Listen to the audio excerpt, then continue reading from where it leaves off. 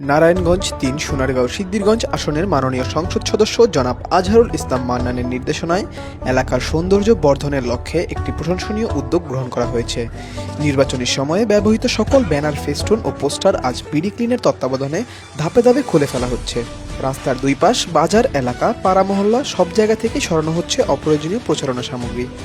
এই উদ্যোগের মূল লক্ষ্য একটাই, পরিচ্ছন্ন, সুন্দর ও বাসযোগ্য নারায়ণগঞ্জ গড়ে তোলা। আজকে আমাদের যে উদ্যোগ, আমরা জানি আমাদের নারায়ণগঞ্জ ৩ আসন সোনারগাঁ এবং সিদ্ধিরগঞ্জ আসন থেকে আমাদের নবনির্বাচিত এমপি জনাব আজহারুল ইসলাম মান্নানের উদ্যোগে আজকে বিডি ক্লিনকে সাথে নিয়ে নির্বাচনী যে ব্যানার ফেস্টুন, আপনারা জানেন এগুলো হচ্ছে পরিবেশ দূষণ করে, পরিবেশে বিরূপ একটা প্রভাব বিস্তার করে। সেই প্রভাব থেকে মুক্ত করার জন্য সোনারগাঁকে, তার নির্বাচনী এলাকা সোনারগাঁকে পরিচ্ছন্ন করার জন্য যে উদ্যোগটা নিয়েছি, সেই উদ্যোগে আজকে তিনি আসতে পারেননি, তার প্রতিনিধি আমাদের এখানে আছে।